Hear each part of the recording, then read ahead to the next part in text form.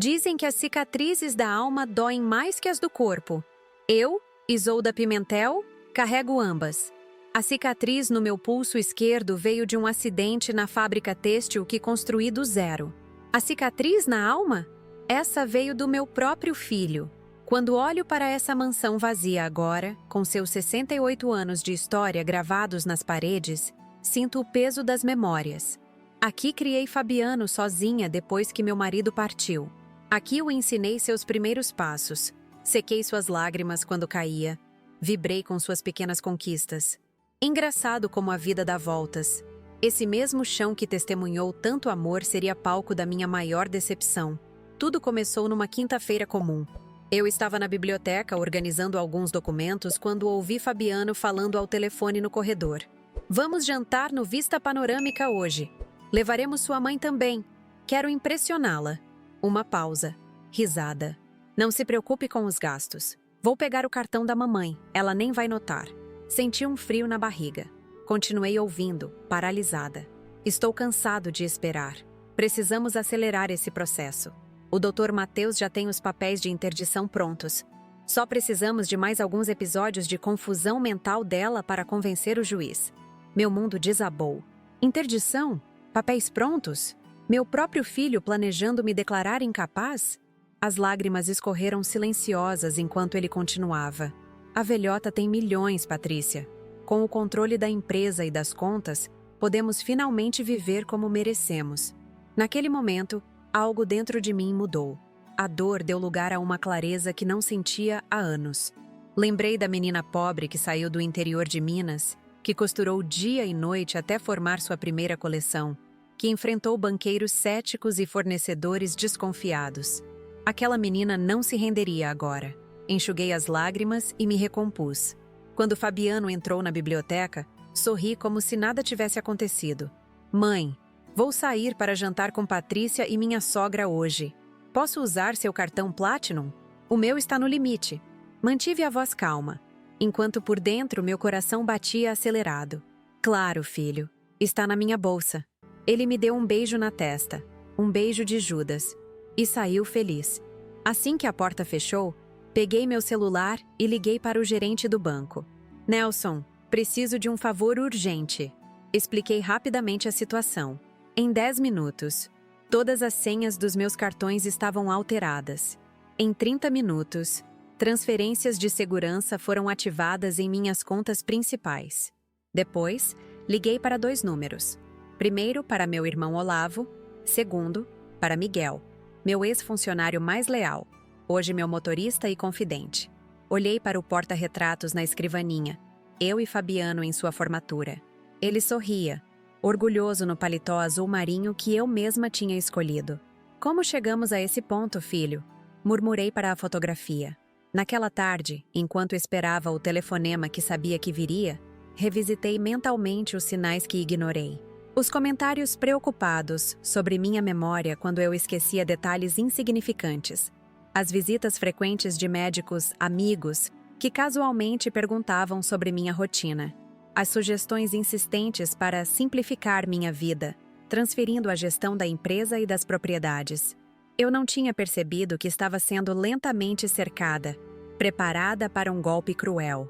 Enquanto pensava nisso, olhei para o jardim pela janela.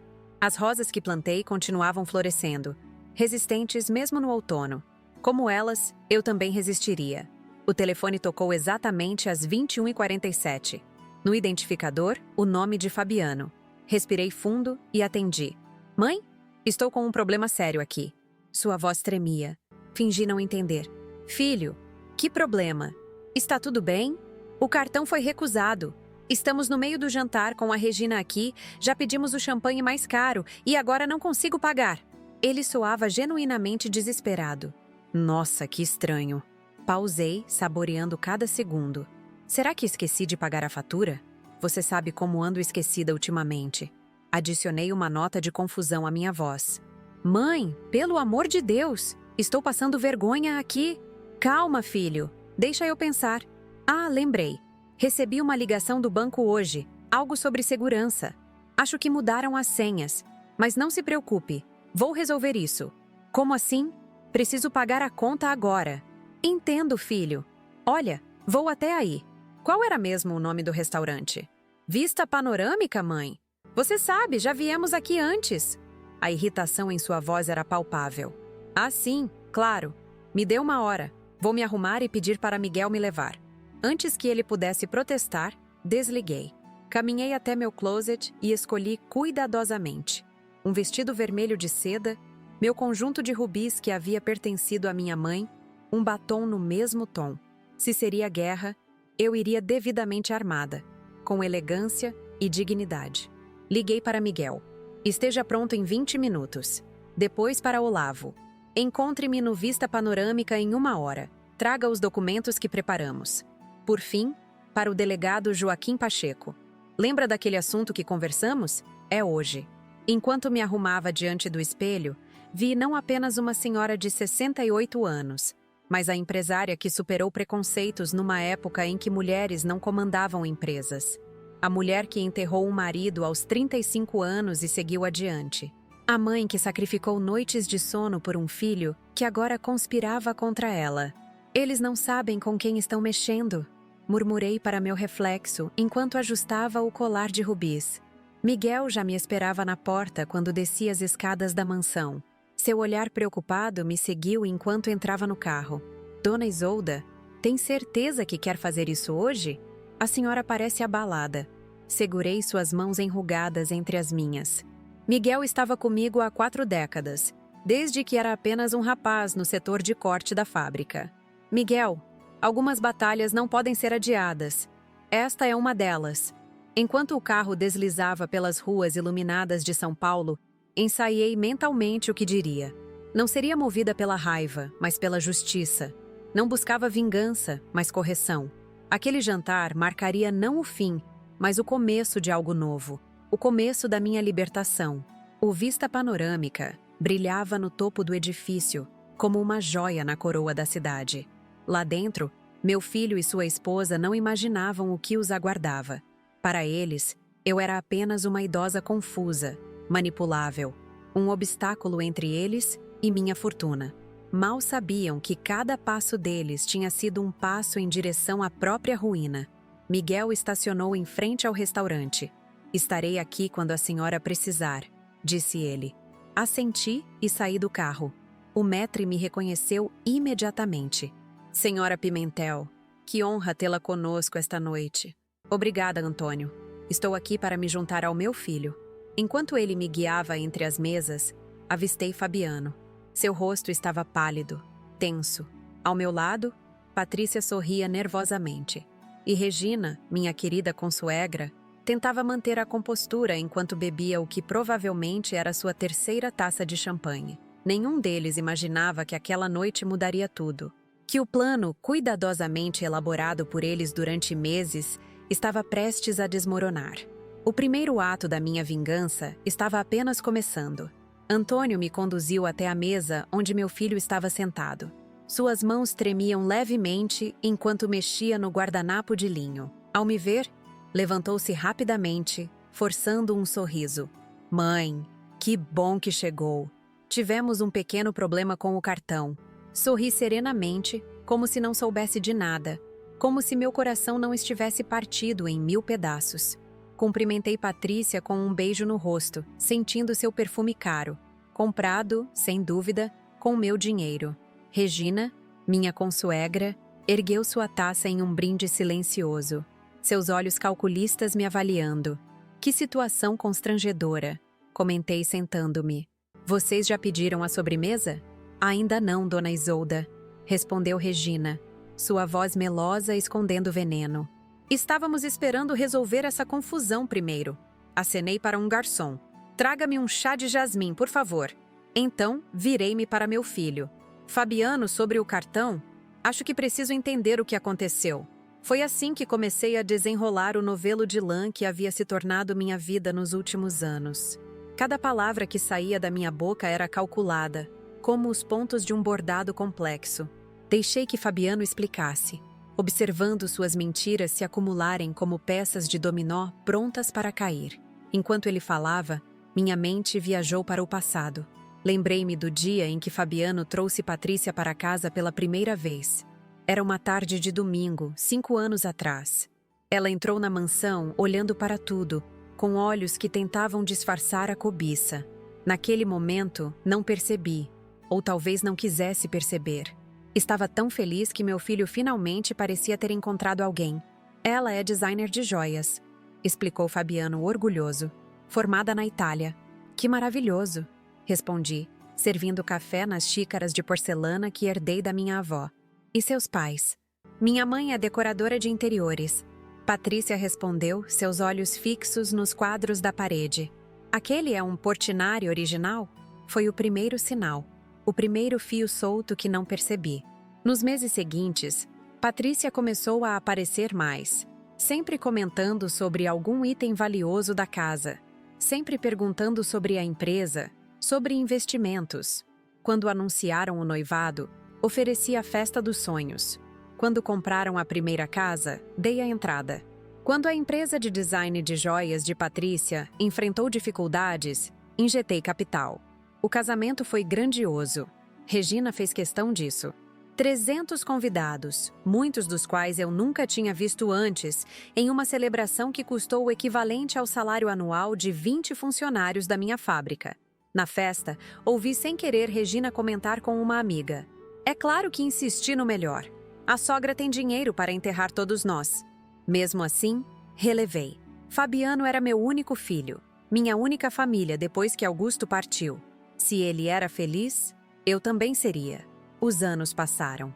As visitas foram ficando mais raras, exceto quando precisavam de algo.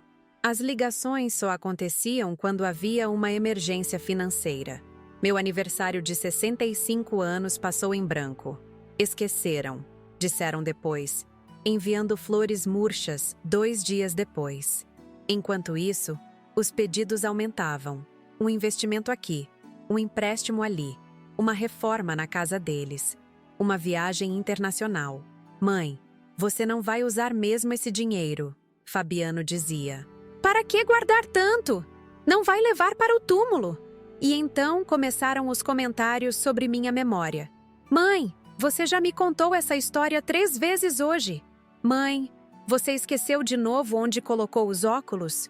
Mãe, você não lembra que me deu autorização para acessar sua conta bancária? A princípio, fiquei preocupada. Será que estava mesmo perdendo a memória? Comecei a anotar tudo, a criar sistemas para me organizar. Consultei médicos que garantiram que eu estava perfeitamente saudável para minha idade. Pequenos esquecimentos são normais, explicou o Dr. Mendes. Não há nada de errado com sua cognição. Mas Fabiano insistia. Começou a trazer médicos à casa, amigos dele, que faziam perguntas estranhas, que olhavam para mim como se eu fosse uma criança. Depois dessas visitas, sempre havia papéis para assinar. Foi Berenice, minha amiga de décadas, que primeiro acendeu o alerta. Estávamos tomando chá em sua galeria de arte quando ela segurou minhas mãos com firmeza. Isolda, não quero me intrometer, mas estou preocupada. Ouvi seu filho no clube falando sobre assumir o controle dos seus bens. Falava sobre interdição. Não acreditei, claro.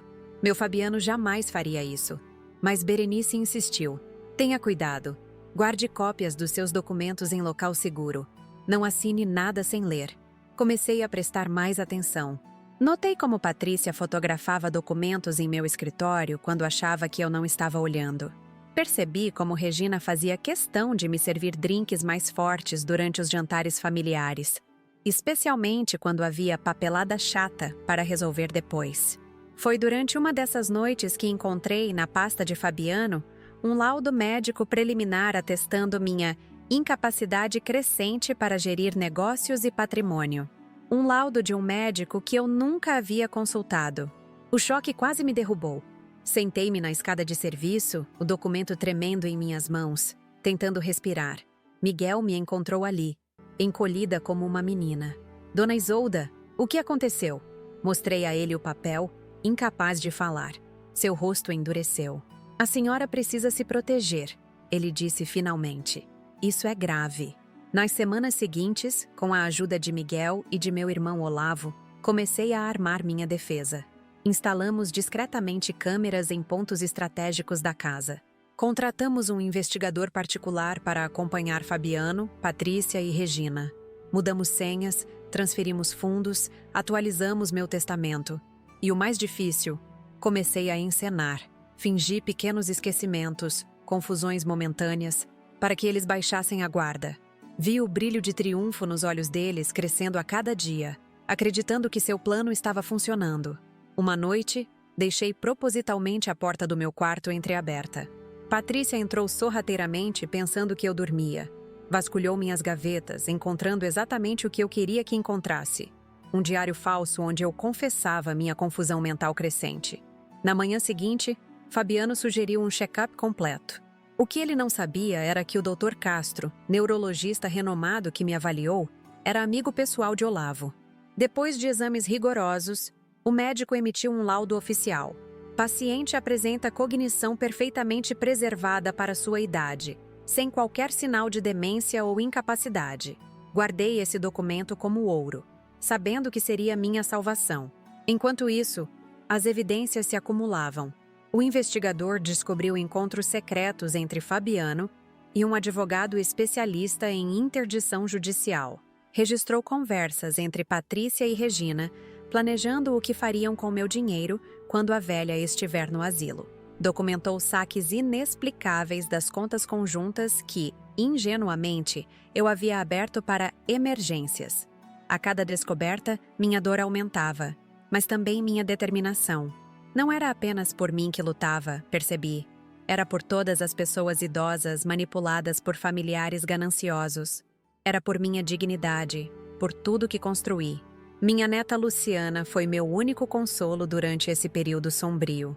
Sempre atenciosa, visitava-me regularmente, sem nunca pedir nada. Cursando medicina, ela representava tudo que eu sempre valorizei: integridade, dedicação, compaixão.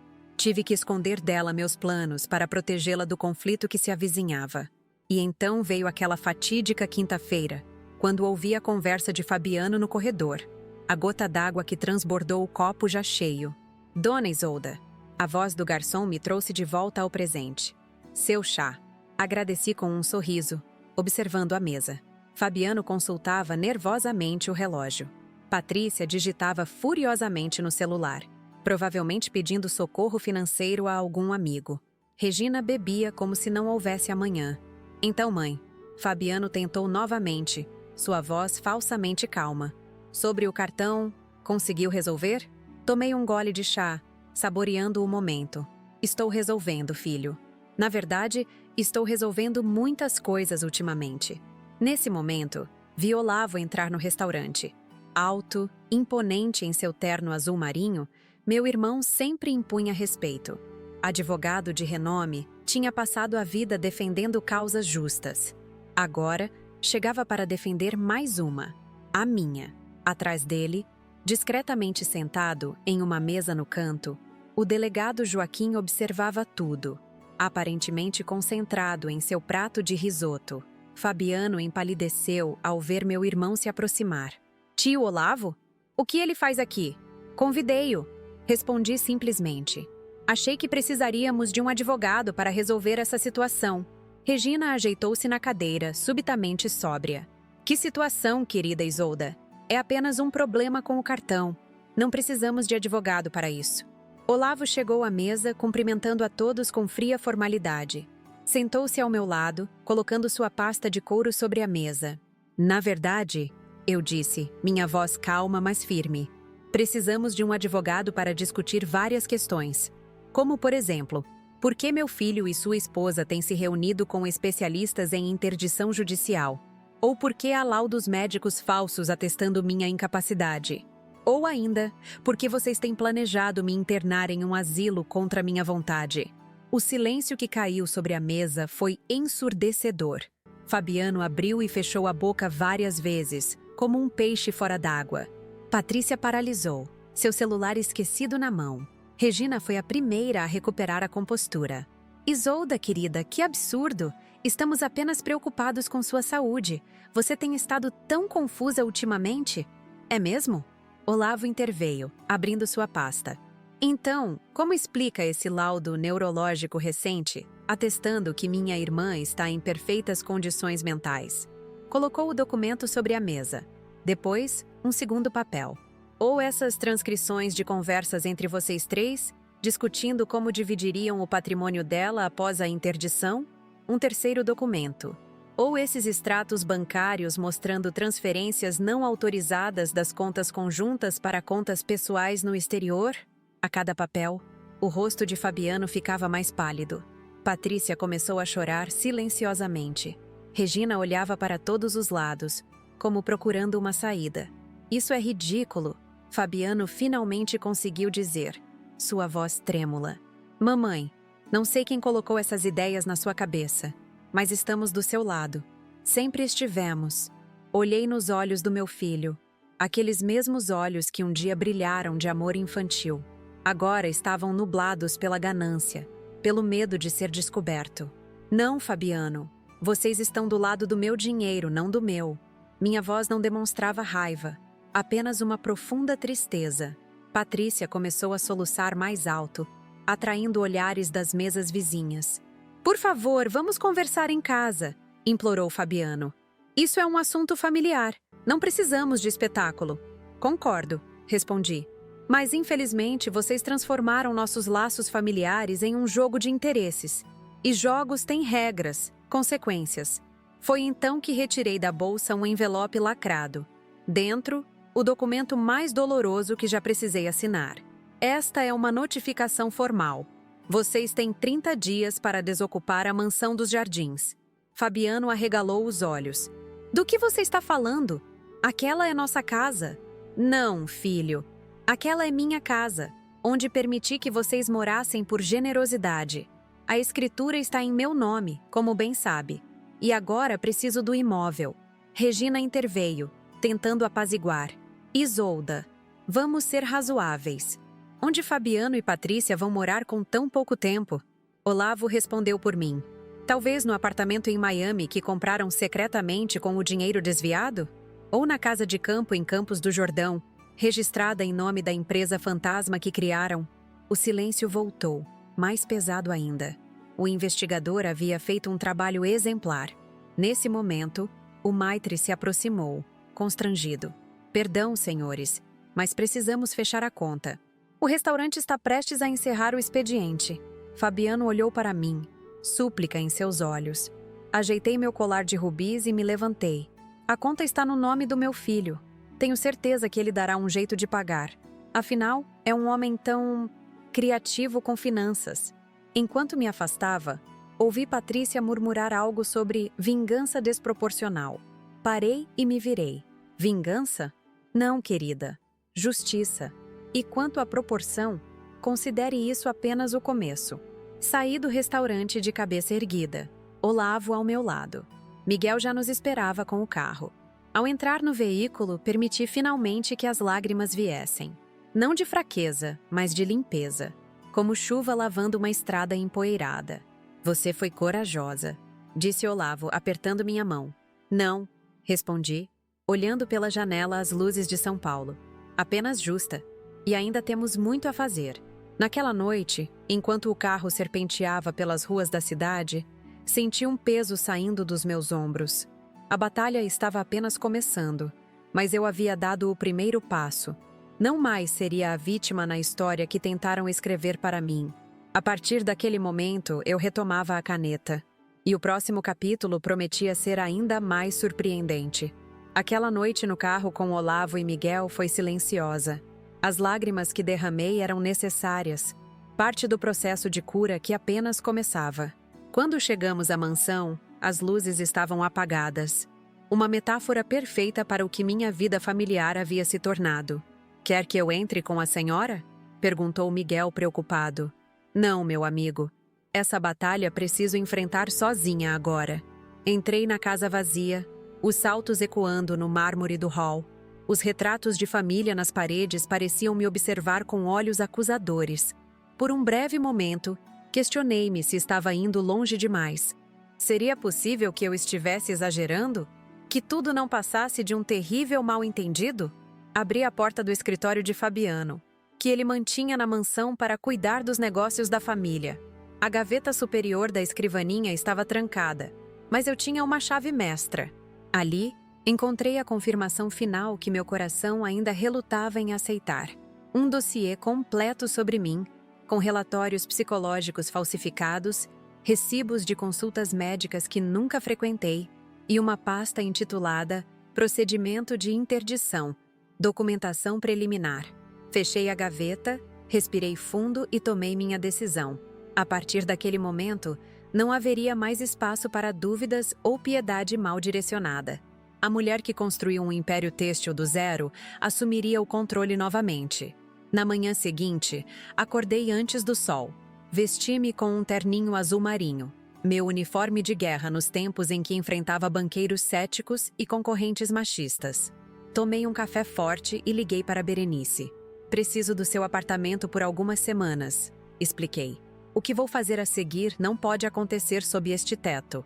Berenice não fez perguntas. Verdadeiras amigas sabem quando apenas oferecer apoio silencioso. Antes de sair, passei pelo quarto que mantinha intacto desde a infância de Fabiano. O papel de parede com estrelas, o pequeno globo terrestre no canto, a coleção de carrinhos na estante. Peguei o álbum de fotografias da cômoda e folheei lentamente. Meu menino sorridente com o uniforme da escola, soprando velas em diversos aniversários, orgulhoso com o diploma na formatura. Onde foi que nos perdemos, filho? Murmurei para as imagens que congelavam momentos felizes que jamais voltariam. Guardei apenas uma foto na bolsa. Fabiano, aos 5 anos, adormecido em meu colo durante um voo. Para me lembrar que, apesar de tudo, aquele amor havia existido. O resto deixei sobre a cama. Fechei a porta e parti. O apartamento de Berenice no Itaim Bibi tornou-se meu quartel-general. Nas semanas seguintes, executei meu plano com a precisão de uma estrategista militar. Primeiro, convoquei uma reunião com meus advogados para blindar juridicamente meu patrimônio. Criamos um trust irrevogável, com cláusulas específicas sobre quem poderia ter acesso aos recursos e sob quais condições. Luciana seria a principal beneficiária, junto com algumas instituições de caridade. Fabiano e Patrícia receberiam apenas uma pequena renda mensal, suficiente para uma vida confortável, mas sem excessos, e condicionada a avaliações periódicas de comportamento. Isso parece excessivamente controlador, comentou um dos advogados mais jovens. Quando você trabalha décadas para construir algo, aprende a protegê-lo adequadamente, respondi. Não é controle, é responsabilidade. Em seguida, reativei minha participação na empresa têxtil. Surpreendi a todos aparecendo sem aviso prévio em uma reunião do conselho. Fabiano havia assumido minha cadeira anos antes, quando decidi desacelerar, decisão que agora percebia ter sido prematura. Senhora Pimentel! Exclamou o presidente do conselho, quase derrubando sua caneta. Não esperávamos. Claramente. Interrompi, sentando-me na cabeceira da mesa. Mas continuo sendo a acionista majoritária. Então creio que minha presença é mais que apropriada. Nas horas seguintes, expus várias irregularidades que o investigador havia descoberto. Desvios de recursos, contratos superfaturados com empresas fantasmas ligadas a Fabiano, decisões estratégicas que beneficiavam mais a ele que à companhia. Considerando esses fatos, concluí, proponho o afastamento imediato de Fabiano Pimentel de qualquer cargo executivo ou do conselho, até que uma auditoria completa seja concluída. A votação foi unânime a meu favor. Saí da reunião sentindo a energia revigorante que apenas o trabalho significativo proporciona. No elevador, encontrei Marcondes, um antigo funcionário que havia subido na hierarquia. É bom tê-la de volta, dona Isolda, ele disse, com respeito genuíno. A empresa sentiu sua falta. Obrigada, Marcondes. Eu também senti falta dela.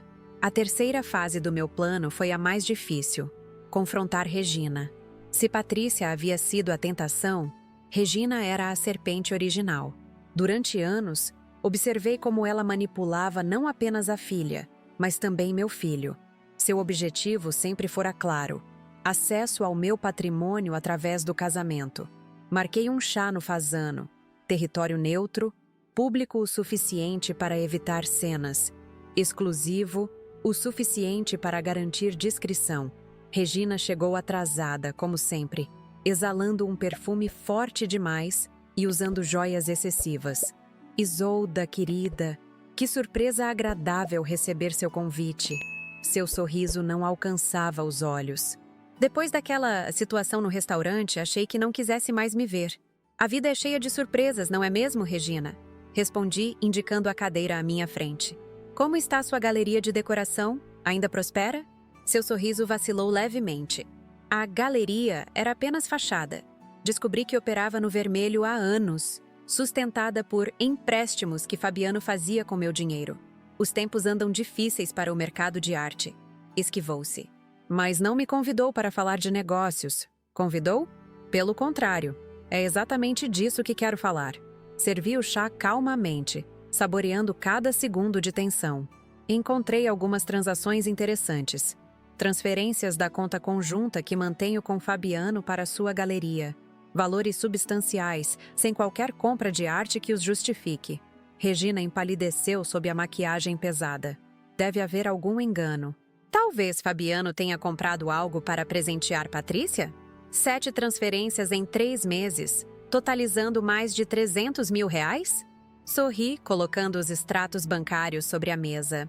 É muita generosidade mesmo para meu filho. Ela engoliu em seco, abandando a farsa. O que você quer, Isolda? Quero que entenda exatamente com quem está lidando. Inclinei-me para a frente.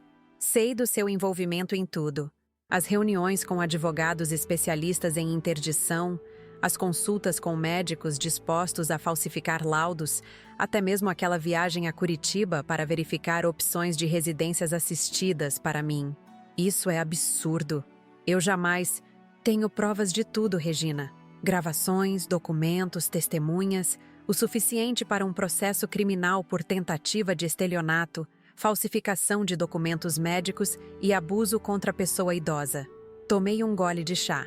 Sabe quanto tempo passaria na prisão? Aos seus 65 anos, provavelmente não sairia mais. O terror em seu rosto era palpável. Pela primeira vez, vi a verdadeira Regina. Não a socialite confiante, mas uma mulher desesperada, acostumada a manipular para sobreviver. O que propõe então? Perguntou, a voz quase inaudível.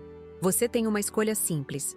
Convença Patrícia e Fabiano a aceitarem minhas condições para um acordo familiar discreto ou enfrentem as consequências legais, todos vocês. Detalhei os termos. Eles devolveriam cada centavo desviado, assinariam um acordo reconhecendo as irregularidades, que eu manteria em sigilo condicionalmente, e seguiriam suas vidas com a modesta mesma mensal que eu estabeleceria. Em troca, não haveria processos criminais, escândalos públicos ou corte completo de relações. E se recusarmos? Então, o delegado Joaquim, que você conheceu brevemente no restaurante, terá uma pasta muito interessante em sua mesa na segunda-feira. Regina hesitou, calculando suas opções, que eram nenhuma, na verdade. Darei seu recado, disse finalmente, mas não posso prometer que aceitarão. Você é muito persuasiva quando quer, Regina. Tenho certeza que encontrará argumentos convincentes. Ao sair do Fasano, senti-me estranhamente leve. Não havia alegria na situação, apenas a serenidade de quem recupera o controle da própria narrativa. O próximo passo seria o mais delicado: conversar com Luciana. Minha neta estava no último ano de medicina, estagiando no Hospital Albert Einstein. Pedi a Miguel que me levasse até lá no fim do expediente dela. Encontrei-a no saguão, ainda vestindo o jaleco branco, o estetoscópio pendurado no pescoço. Ao me ver, seu rosto se iluminou com um sorriso sincero, tão raro em minha família ultimamente. Vovó, que surpresa boa! Abraçou-me com carinho genuíno. Está tudo bem? Papai me disse que vocês tiveram uma discussão. Estou bem, querida. Mas precisamos conversar sobre algumas coisas difíceis. Aceita jantar comigo? Fomos a uma tratoria discreta nas proximidades. Enquanto esperávamos os pratos, observei o rosto de Luciana. Tinha meus olhos, diziam todos. Mais importante, parecia ter herdado meus valores também. Luciana, o que vou te contar agora vai ser doloroso, mas preciso que saiba a verdade. Aos poucos, revelei tudo. Os planos de interdição, os documentos falsificados os desvios financeiros. A cada palavra, via o choque e a dor se aprofundarem em seu olhar. Não acredito que papai faria isso, murmurou, lágrimas nos olhos. Como pôde? O dinheiro transforma pessoas, querida. Alguns para melhor, outros... Deixei a frase morrer. E mamãe? Ela estava envolvida também? Infelizmente, sim. Patrícia foi... Hesitei, buscando palavras que não ferissem ainda mais. Uma participante ativa. Luciana ficou em silêncio por longos momentos, processando tudo. Finalmente, ergueu os olhos para mim. O que vai fazer agora, vovó? Expliquei meu plano. A reorganização financeira. O trust onde ela seria a principal beneficiária. As condições para seus pais. Não quero colocá-la no meio desse conflito, Luciana. Se preferir se manter neutra, entenderei perfeitamente. Ela segurou minhas mãos sobre a mesa. Vovó, você me ensinou que neutralidade perante injustiça significa escolher o lado do opressor. Estou com você. Aquelas palavras trouxeram as primeiras lágrimas genuínas de alegria que derramei em meses. Naquele momento, soube que, independente do que acontecesse com Fabiano e Patrícia, meu legado estaria seguro nas mãos daquela jovem extraordinária. Nas semanas seguintes, finalizei meu plano. Contratei uma empresa de segurança para instalar um sistema de última geração na mansão e no sítio em Atibaia. Mudei todas as senhas, reorganizei documentos, atualizei testamentos. Retomei contato com antigos amigos que havia negligenciado, reconstruindo minha rede de apoio social. Uma tarde, enquanto organizava papéis no apartamento de Berenice, encontrei uma foto antiga, eu aos 30 anos, inaugurando a primeira loja da marca Pimentel Têxtil. Lembrei-me daquele dia, o medo mesclado com determinação, as críticas de que uma mulher sozinha jamais conseguiria administrar uma empresa daquele porte. A sensação de pisar em terreno desconhecido. Aquela jovem mulher na fotografia havia enfrentado preconceitos, crises econômicas, perdas pessoais. Havia enterrado um marido, criado um filho sozinha, construído um império do nada. Se ela conseguiu fazer tudo aquilo, eu certamente conseguiria enfrentar essa nova batalha. No 30º dia após o jantar no Vista Panorâmica, estava pronta para o confronto final. Regina havia feito seu trabalho. Fabiano ligou propondo uma conversa civilizada para resolver as diferenças familiares. Concordei em encontrá-los na mansão, que agora estava oficialmente vazia. Eles haviam removido seus pertences pessoais conforme exigido pela notificação. Cheguei deliberadamente atrasada, fazendo-os esperar. Encontrei-os sentados tensamente na sala de estar. Um espaço que já havia testemunhado tantas celebrações familiares e que agora parecia frio como uma sala de tribunal. Obrigada por virem, comecei, sentando-me na poltrona que sempre considerei meu trono pessoal. Estou pronta para ouvir o que tem a dizer. Fabiano parecia ter envelhecido 10 anos em um mês. Patrícia mantinha os olhos baixos, incapaz de me encarar. Mãe, Fabiano começou, a voz trêmula. Queremos pedir desculpas. Cometemos erros graves, reconhecemos isso. Erros? Repeti, arqueando uma sobrancelha. Planejar me declarar incapaz contra todas as evidências médicas, desviar meu dinheiro, preparar documentos para me internar contra minha vontade. Isso vai muito além de erros, Fabiano. Sei disso, ele admitiu, as mãos inquietas. Não tenho justificativa. Só posso dizer que as coisas saíram do controle. Começou com pequenas ajudas financeiras, depois mais exigências, dívidas. Você poderia ter simplesmente me pedido ajuda honestamente. Sempre fui generosa com vocês. Eu sei. Sua voz falhou.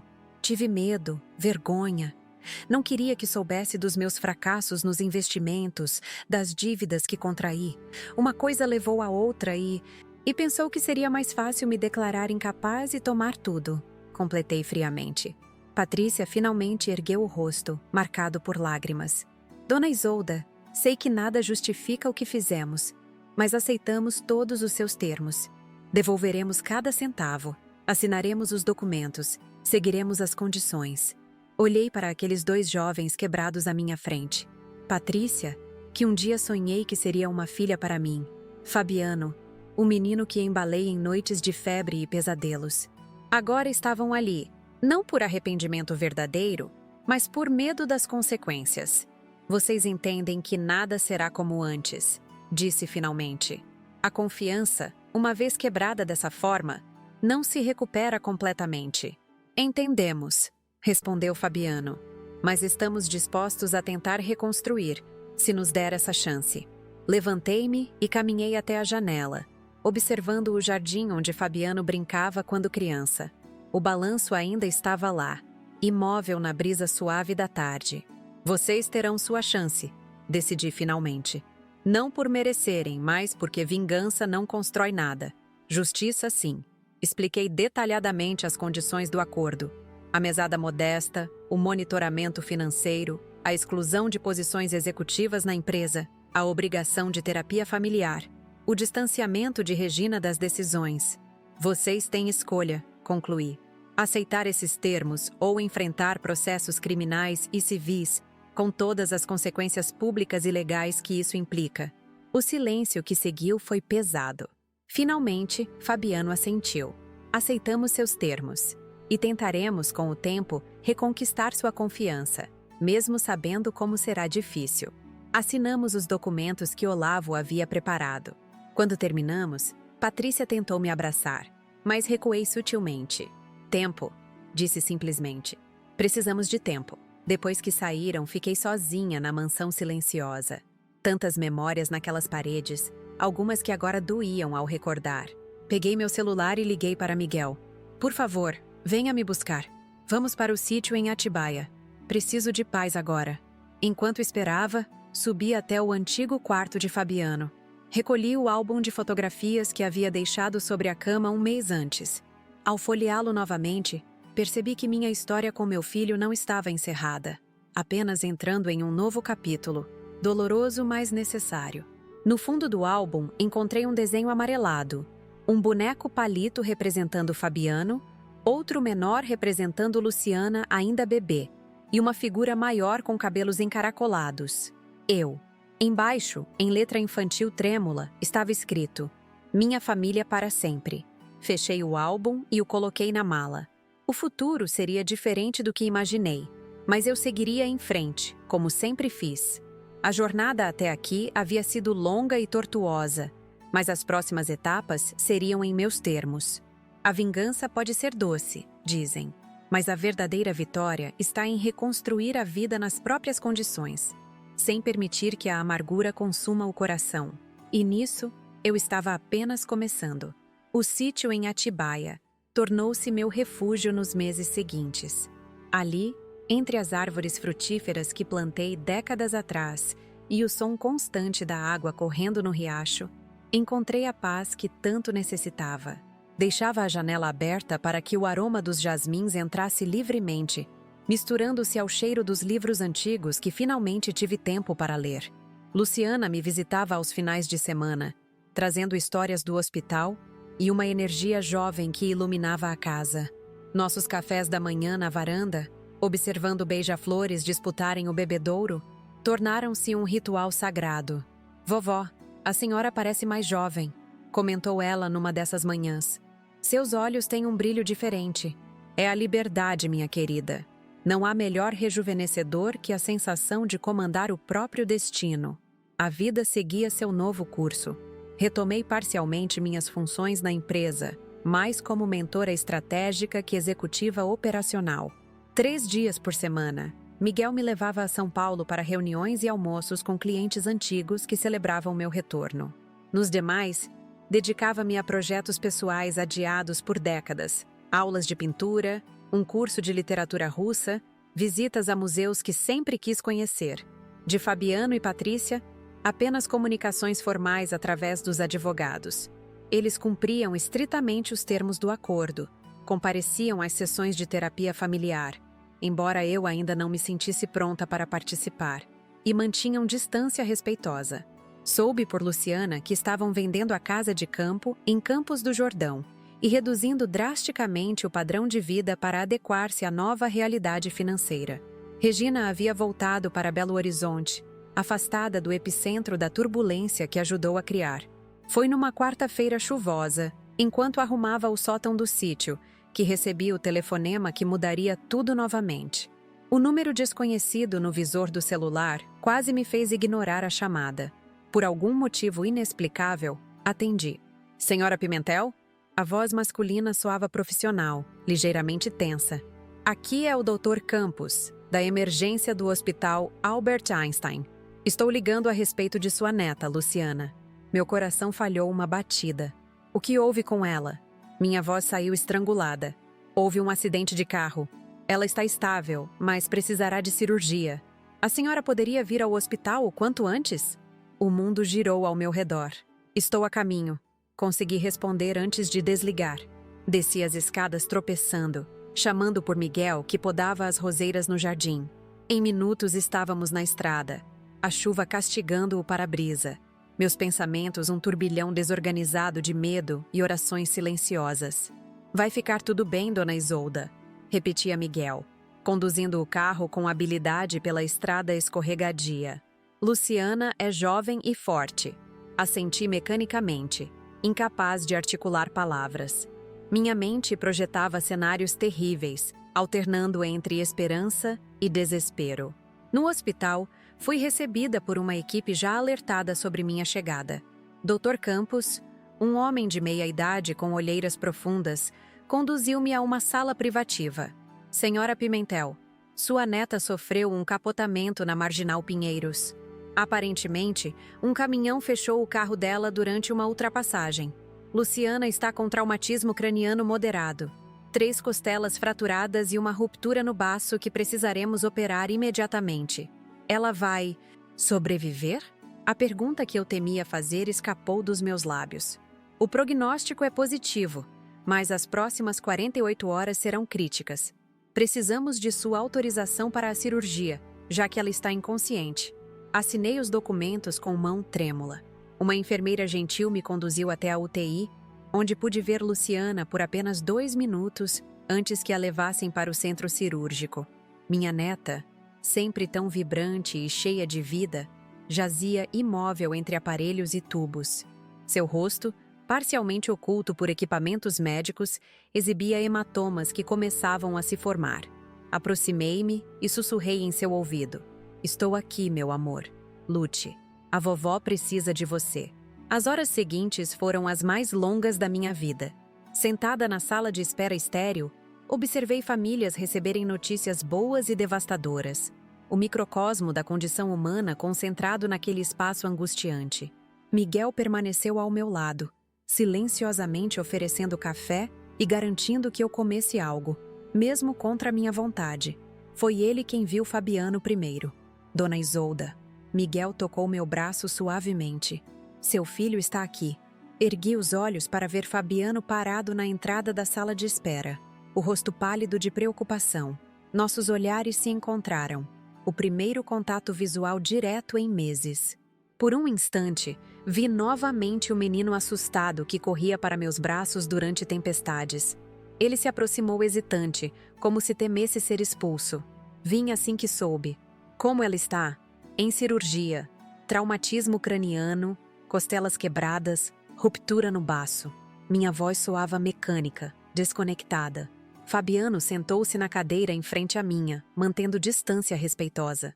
Quem te avisou? Perguntei, subitamente curiosa. O hospital. Ainda estou como contato de emergência secundário nos documentos dela. Assenti, lembrando que Luciana nunca quis romper completamente com os pais. Apesar de tudo, o silêncio desconfortável que seguiu foi interrompido pela chegada de Patrícia, carregando uma bolsa que reconheci como pertencente a Luciana. Trouxe algumas coisas que ela pode precisar, explicou, entregando a bolsa a Fabiano. Roupas confortáveis, produtos de higiene, o livro que ela estava lendo. Aquele gesto simples, tão maternal, quebrou algo dentro de mim. Lágrimas que havia contido desde o telefonema finalmente transbordaram. Cobri o rosto com as mãos, incapaz de controlar os soluços que sacudiam meu corpo. Para minha surpresa, foi Patrícia quem se moveu primeiro, ajoelhando-se à minha frente e segurando minhas mãos enrugadas entre as suas. Ela vai ficar bem, dona Isolda. Luciana sempre foi a mais forte de todos nós. Naquele momento, Não éramos mais adversárias em uma batalha por poder e dinheiro. Éramos apenas 3 pessoas unidas pelo amor, a mesma jovem que lutava pela vida alguns andares acima. As horas arrastaram-se. Fabiano trazia café. Patrícia organizava uma lista de contatos a serem avisados. Miguel providenciava refeições que ninguém conseguia comer. O relógio na parede parecia congelado, cada minuto uma eternidade. Finalmente, quase 5 horas depois, o doutor Campos reapareceu, ainda usando o traje cirúrgico. Levantamo-nos em uníssono, corações suspensos. A cirurgia foi bem-sucedida, anunciou ele, e o ar que eu não percebi que prendia escapou num suspiro coletivo. Conseguimos controlar o sangramento do baço sem precisar removê-lo.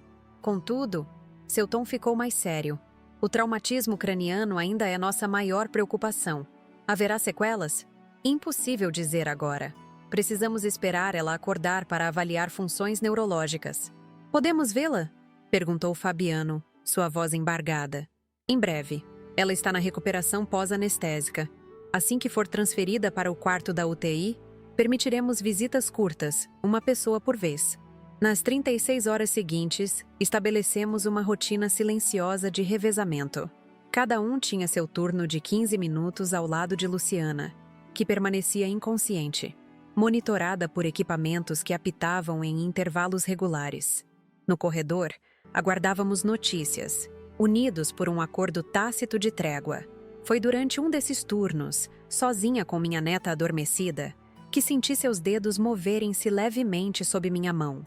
Chamei a enfermeira imediatamente, e logo médicos encheram o pequeno quarto, verificando sinais vitais e respostas neurológicas. Ela está reagindo bem, explicou a neurologista que acabara de examinar Luciana. Os reflexos estão presentes. A pressão intracraniana está controlada. É possível que recobre a consciência nas próximas horas. A notícia espalhou-se rapidamente entre nós. Fabiano chorou abertamente, algo que não o via fazer desde a infância. Patrícia ligou para uma igreja próxima, acendendo velas em agradecimento. Eu permaneci calada, dividida entre alívio e um medo persistente de que ainda não estávamos fora de perigo. Foi na madrugada do 3º dia que o milagre aconteceu. Eu estava sozinha no quarto com Luciana. Fabiano e Patrícia haviam ido ao apartamento tomar banho e trocar de roupa.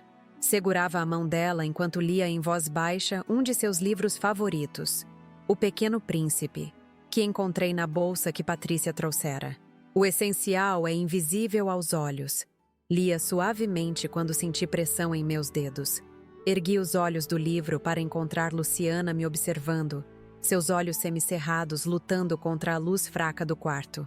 Vovó, sua voz era apenas um sussurro rouco. Deixei o livro cair, apertando o botão de chamada da enfermeira com urgência. Estou aqui, meu amor. Estou aqui. O que aconteceu? Ela tentou se mover e gemeu de dor. Não se mexa, querida. Você sofreu um acidente. Está no hospital. Mas vai ficar tudo bem agora. A equipe médica entrou rapidamente, pedindo que eu aguardasse fora enquanto faziam avaliações. No corredor, liguei para Fabiano com mãos trêmulas. Ela acordou, anunciei, sem conter as lágrimas. Luciana acordou e me reconheceu. As horas seguintes foram uma montanha-russa de emoções. Exames neurológicos preliminares indicavam que Luciana não parecia ter sequelas cognitivas graves, embora precisasse de fisioterapia intensiva pelas fraturas. Quando finalmente permitiram que entrássemos juntos, uma exceção às regras da UTI, ela já estava mais alerta. Seu olhar percorreu os 3 rostos ansiosos ao redor de sua cama, parando com surpresa ao ver seus pais ao lado da avó. Vocês estão juntos? Perguntou confusa. Fabiano tomou sua mão delicadamente. Estamos aqui por você, filha. Os 3. Algo naquele momento quebrou a última barreira que havia erguido. Ver meu filho e sua esposa, que tanto me magoaram, demonstrando amor genuíno por Luciana, fez-me questionar se meu coração havia endurecido além da recuperação. Nos dias que se seguiram, enquanto Luciana ganhava forças para ser transferida para um quarto comum, uma nova dinâmica surgiu entre nós. Inicialmente desajeitados, Fabiano, Patrícia e eu encontramos um ritmo para coexistir no mesmo espaço. Conversas tensas evoluíram para diálogos cautelosos sobre tratamentos médicos, depois para recordações compartilhadas de momentos felizes com Luciana. Uma noite, enquanto Fabiano e eu fazíamos vigília no quarto hospitalar, minha neta dormindo pacificamente sob medicação, ele quebrou o silêncio. Mãe, sei que talvez nunca me perdoe completamente, e entendo isso. Mas quero que saiba que esses dias me mostraram o que realmente importa. Sua voz tremia ligeiramente. Quase perder Luciana. Percebi quanto tempo desperdicei perseguindo coisas que não trazem felicidade verdadeira. Estudei seu rosto. Olhos fundos pelas noites mal dormidas, cabelos começando a mostrar fios grisalhos nas têmporas, rugas de preocupação que não estavam lá antes. Também aprendi muito nestes dias. Respondi finalmente. Sobre perdão, não como esquecimento do passado, mas como possibilidade de um futuro diferente. Ele assentiu, compreendendo as camadas do que eu dizia. É tudo o que peço.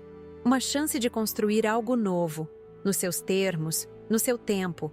O acidente mudou mais que apenas Luciana, observei, olhando para minha neta adormecida. Mudou todos nós. Quando Luciana recebeu alta, 2 semanas depois, surgiu a questão de onde ela se recuperaria. Meu apartamento em São Paulo tinha escadas demais. O novo apartamento menor de Fabiano e Patrícia não oferecia conforto suficiente para alguém em recuperação de fraturas múltiplas. Ela pode ficar no sítio, sugeri, surpreendendo a todos, inclusive a mim mesma. Tem espaço, ar puro, e posso contratar enfermeiras para os períodos em que eu precisar ir à cidade. Nós poderíamos ajudar, Patrícia ofereceu hesitante. Posso trabalhar remotamente algumas vezes por semana. Olhei para ela, considerando a proposta. Patrícia havia demonstrado genuíno arrependimento nestas semanas, cuidando de Luciana com devoção impressionante, sem jamais reclamar das noites sem sono ou tarefas desagradáveis. Seria bom para Luciana ter os pais por perto, concordei, estabelecendo o que seria nosso novo arranjo. Assim, o sítio em Atibaia, que havia sido meu refúgio solitário, transformou-se em um centro de cura familiar. Convertemos a sala de leitura em quarto temporário para Luciana, instalando uma cama hospitalar e equipamentos de fisioterapia. O quarto de hóspedes recebeu Fabiano e Patrícia nos dias em que ficavam conosco.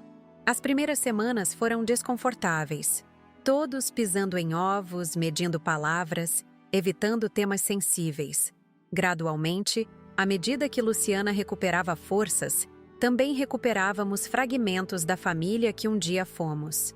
Certa manhã, encontrei Fabiano na varanda, observando o nascer do sol com uma xícara de café. Juntei-me a ele em silêncio, apreciando as cores que tingiam o horizonte.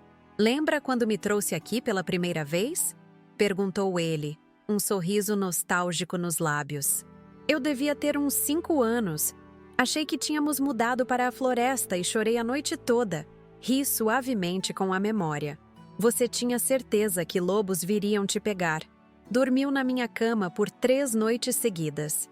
No 4º dia, o pai construiu aquela casa na árvore. Ele apontou para a estrutura de madeira, agora desbotada pelo tempo, ainda visível entre os galhos de uma grande figueira. Disse que era uma fortaleza contra lobos e monstros. Augusto sempre soube como transformar medo em aventura. Às vezes me pergunto o que ele pensaria de mim agora.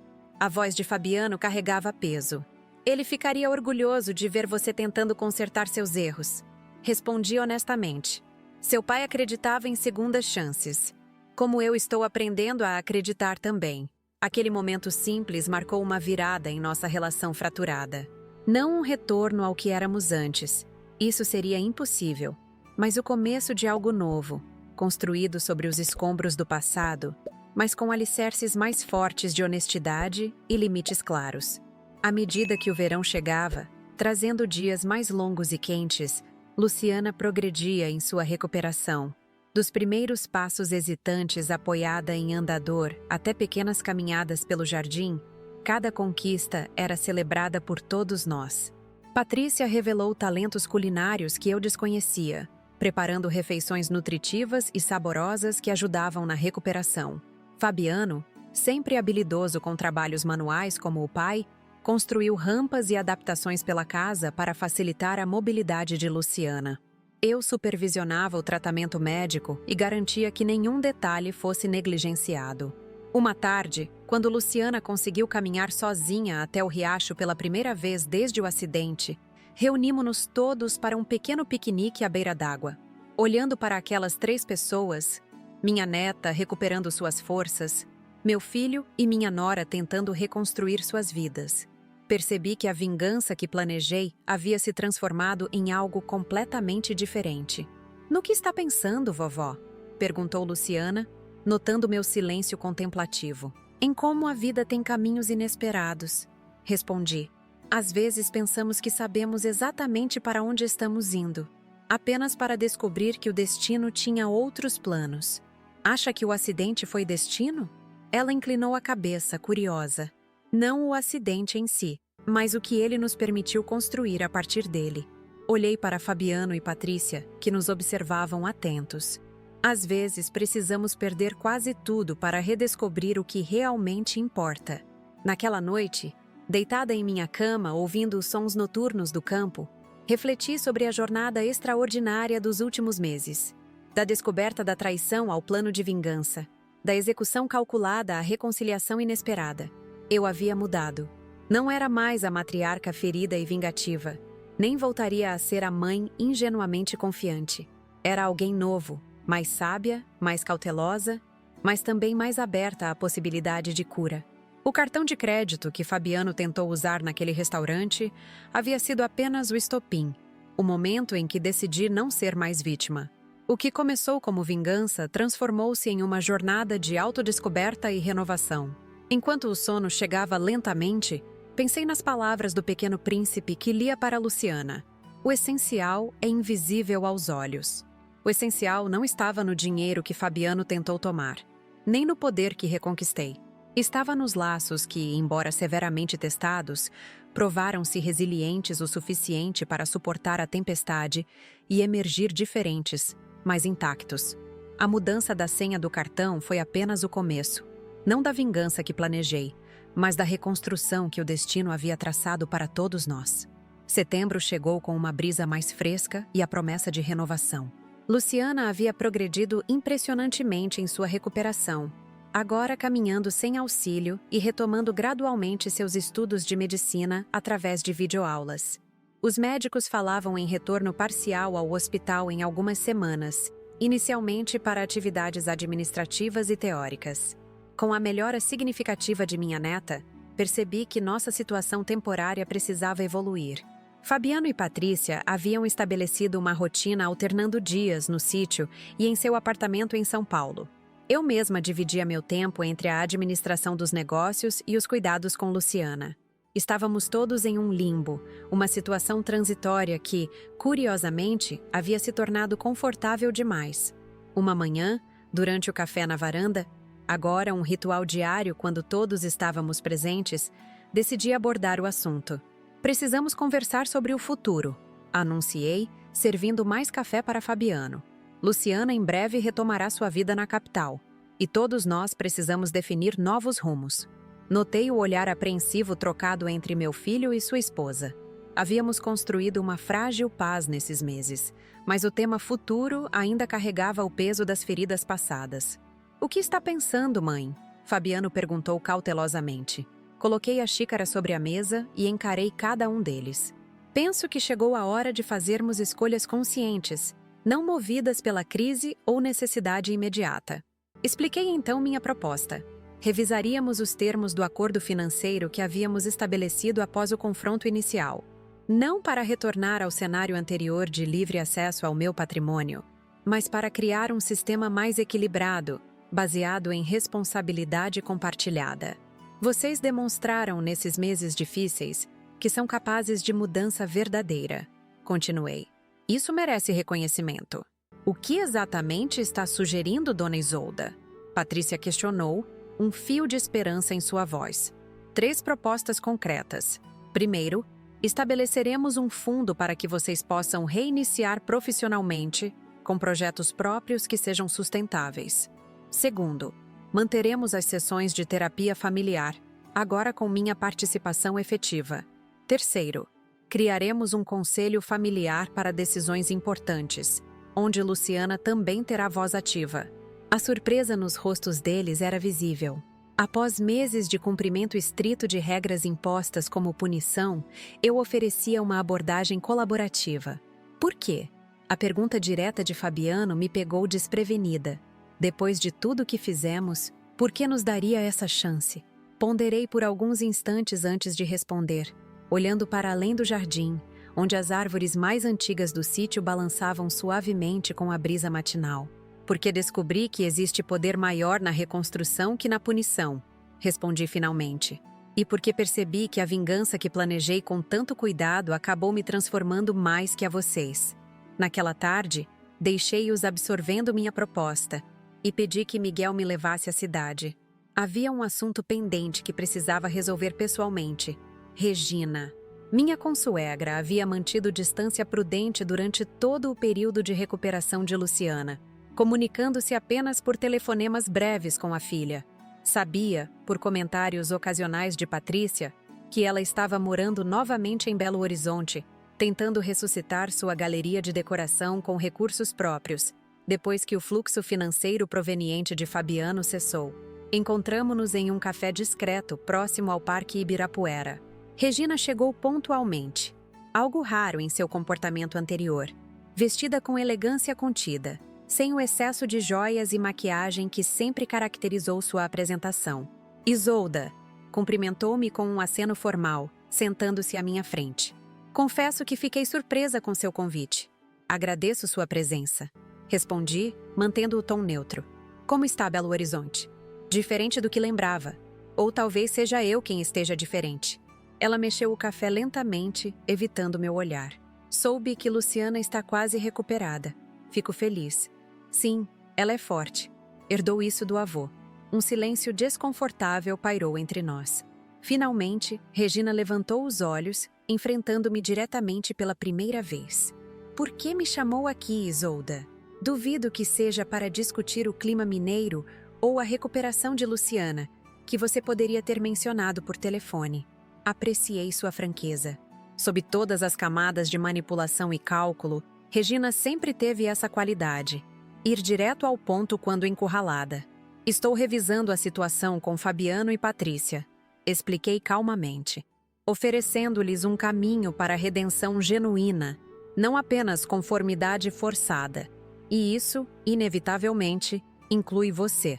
Seu rosto enrijeceu. Não preciso de sua caridade, Isolda. Não é caridade que ofereço. É uma proposta de paz armada. Sorri levemente ao usar o termo diplomático. Tenho 3 condições não negociáveis para você. Primeiro, mantenha a distância dos assuntos financeiros do casal. Segundo, participe de pelo menos 6 sessões de terapia familiar conosco. Terceiro, assuma publicamente a responsabilidade pela sua galeria, sem usar o nome Pimentel como alavanca social. Regina me estudou com olhos estreitados, calculando suas opções limitadas. E o que ganho com isso? Além da chance de reconstruir o relacionamento com sua filha e participar da vida de sua neta, uma última transferência significativa para reestruturar legitimamente seu negócio, com consultoria profissional para torná-lo viável. Fim dos processos investigativos sobre seu envolvimento no esquema anterior. E fiz uma pausa deliberada. Meu silêncio perpétuo sobre aquele incidente em Santos, 15 anos atrás, que ambas sabemos que aconteceu, embora nunca tenhamos mencionado. Vi o choque em seu rosto. Ela jamais imaginara que eu soubesse sobre aquele episódio sombrio de seu passado, um segredo que poderia destruir não apenas sua reputação, mas possivelmente resultar em consequências legais graves. Como você... Ela começou, perdendo a compostura pela primeira vez. Sempre soube. Guardei essa informação como um seguro, nunca como arma. Até agora, quando preciso garantir que seu compromisso com essa trégua seja inabalável. Regina respirou fundo, recuperando o controle. Seus termos são aceitáveis. Ótimo. Nossos advogados finalizarão os detalhes. Terminei meu café e deixei o valor da conta sobre a mesa. Uma última coisa, Regina. Esta é sua última chance. Não haverá outra. Saí do café sentindo-me estranhamente leve. O encontro com Regina encerrava um capítulo importante da minha jornada de transformação. Havia usado informação como poder, sim, mas não para destruir, para construir algo melhor das cinzas do que fora queimado. Nas semanas seguintes, implementamos gradualmente as mudanças propostas. O Fundo para Reinício Profissional permitiu que Fabiano explorasse seu verdadeiro talento para design de interiores, algo que sempre demonstrou, mas nunca levou a sério, preferindo o caminho aparentemente mais fácil de viver às custas do dinheiro materno. Patrícia, por sua vez, reformulou completamente sua abordagem ao design de joias, focando em peças acessíveis e sustentáveis, não mais em ostentação para a elite. As sessões de terapia familiar foram inicialmente tensas, com Regina participando remotamente via videoconferência. A terapeuta, doutora Cristina, tinha o dom raro de navegar em águas turbulentas sem jamais perder o rumo. Sob sua orientação, confrontamos verdades dolorosas, reconhecemos padrões tóxicos e, lentamente, começamos a estabelecer novas formas de comunicação. Você precisa entender, mãe, o quanto me senti insuficiente toda a minha vida, confessou Fabiano durante uma sessão particularmente intensa. Cresci à sombra de seu sucesso, tentando desesperadamente provar meu valor. E eu nunca percebi isso, respondi, a realização dolorosa queimando meu peito. Estava tão ocupada construindo um império para você herdar, que não vi que o que você realmente precisava era de minha presença, não de meu patrimônio. Patrícia, surpreendentemente, tornou-se uma aliada importante nesse processo de cura. Seu próprio relacionamento complexo com Regina lhe dera perspectivas valiosas sobre dinâmicas familiares disfuncionais. Minha mãe me ensinou que valor pessoal equivale a conquistas materiais, explicou ela em outra sessão. Demorei décadas para perceber que essa equação estava fundamentalmente errada. Embora Regina, inicialmente defensiva, gradualmente baixou suas barreiras, especialmente após Luciana confrontá-la diretamente. Vovó Regina, quero entender por que você achou aceitável conspirar contra a vovó Isolda quando ela sempre tratou você com respeito. A pergunta direta de minha neta, sem julgamento mas exigindo responsabilização, criou um momento de verdade que nenhuma manipulação poderia contornar. Em outubro, quando Luciana finalmente retornou ao hospital para atividades parciais, tivemos uma pequena celebração no sítio. Foi a primeira vez que nos reunimos por alegria genuína, não por obrigação ou circunstância. Regina veio de Belo Horizonte, trazendo um presente surpreendentemente apropriado para a neta, um estetoscópio personalizado. Durante o almoço, observei aquelas pessoas ao redor da mesa, minha família expandida e complicada, e percebi quão longe havíamos chegado desde aquela noite no Vista Panorâmica. A jornada não havia sido linear nem fácil. Houve retrocessos, discussões acaloradas, momentos de dúvida profunda, mas persistimos. Após a sobremesa, convidei todos para uma caminhada até o ponto mais alto da propriedade, uma pequena colina de onde se avistava o vale inteiro. Ali, com o vento suave de primavera soprando nossos cabelos, compartilhei uma decisão que havia maturado lentamente nos últimos meses. Decidi dividir meu tempo entre o sítio e um novo projeto em São Paulo. Anunciei, observando suas expressões curiosas. Vou transformar a Mansão dos Jardins em uma fundação para assistência jurídica a idosos vítimas de abuso financeiro e psicológico. Isso é perfeitamente adequado, comentou Fabiano, um sorriso irônico nos lábios. Transformar nossa própria história em algo que ajude outros. Exatamente. E gostaria da participação de vocês, se estiverem dispostos. Fabiano, seu conhecimento de finanças seria valioso para identificar esquemas fraudulentos. Patrícia, sua habilidade com redes sociais poderia ajudar na divulgação. Luciana, quando formada, poderia supervisionar aspectos médicos do programa. E eu? Perguntou Regina, surpreendendo a todos por buscar inclusão. Sorri, apreciando sua iniciativa. Sua experiência em galeria de arte poderia ser canalizada para terapia ocupacional para os idosos atendidos. Arte como processo de cura. Aquela tarde marcou o verdadeiro início de nossa nova configuração familiar. Não éramos mais vítimas e vilões em uma história de traição, mas sobreviventes colaborando para transformar cicatrizes em força. O conselho familiar que estabelecemos começou a se reunir mensalmente para decisões importantes.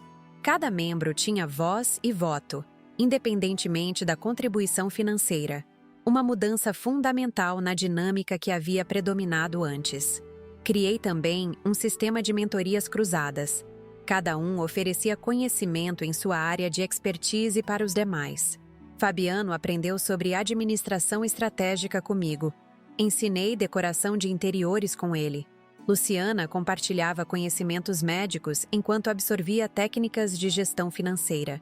Em dezembro, próximo ao Natal, recebi uma ligação inesperada. Era o delegado Joaquim Pacheco, que havia testemunhado discretamente o confronto no restaurante meses atrás. Senhora Pimentel, estou acompanhando um caso semelhante ao seu. Uma senhora de 73 anos sendo manipulada pelo sobrinho. Gostaria de conversar com a senhora sobre como procedeu em sua situação. Seria possível? Aquele telefonema foi a confirmação final de que minha história pessoal poderia transcender o âmbito familiar.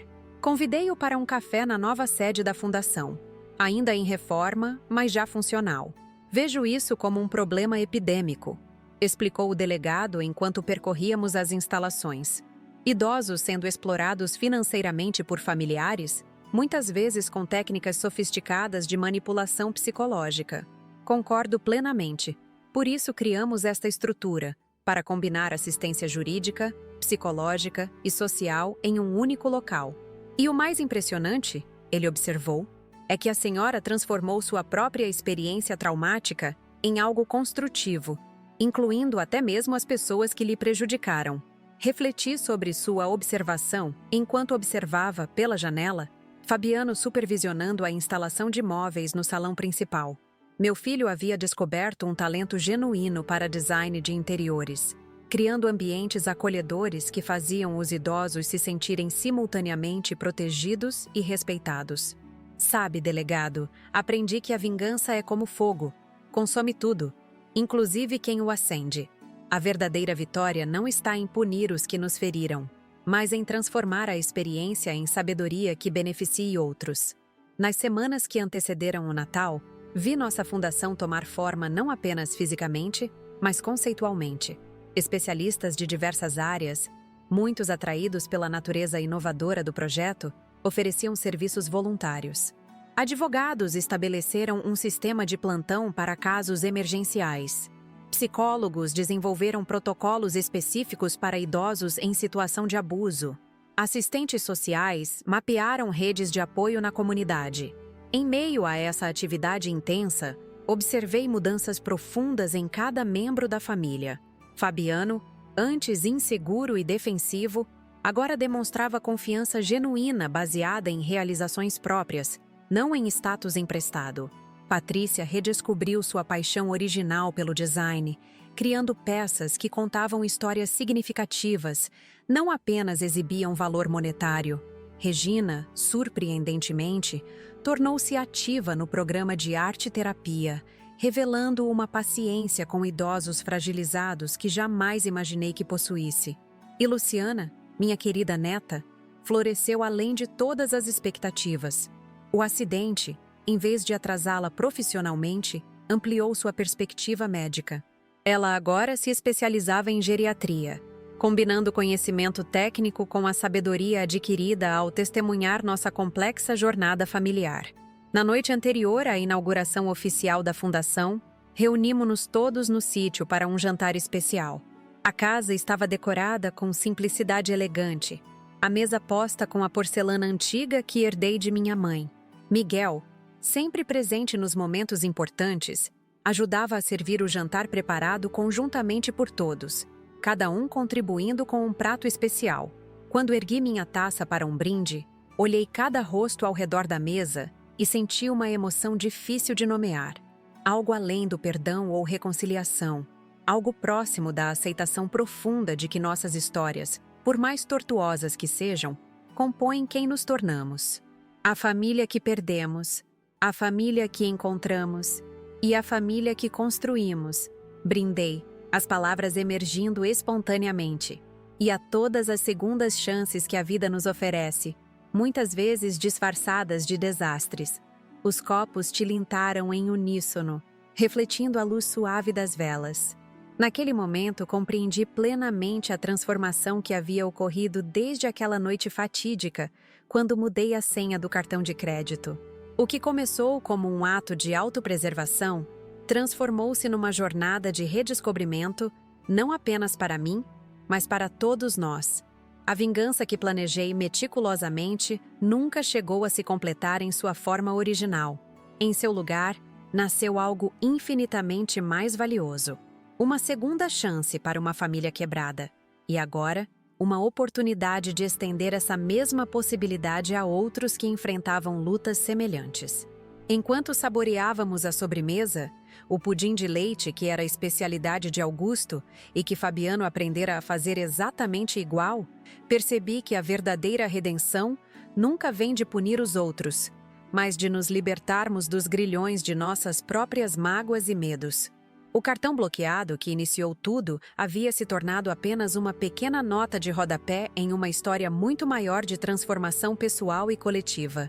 E isso, percebi com serenidade, era exatamente como deveria ser. Tudo começou com uma simples mudança de senha. Quando meu filho Fabiano me disse que usaria meu cartão para jantar com a esposa e a sogra no luxuoso restaurante Vista Panorâmica, jamais imaginei que aquele momento marcaria o início da transformação mais significativa da minha vida aos 68 anos. Sou Isolda Pimentel, uma mulher que construiu um império têxtil do zero. Enfrentou preconceitos em uma época onde mulheres empresárias eram raridade e enterrei um marido jovem enquanto criava sozinha nosso único filho. Construí uma vida de conforto e privilégios para minha família, apenas para descobrir da maneira mais dolorosa que aqueles que eu mais amava conspiravam pelas minhas costas.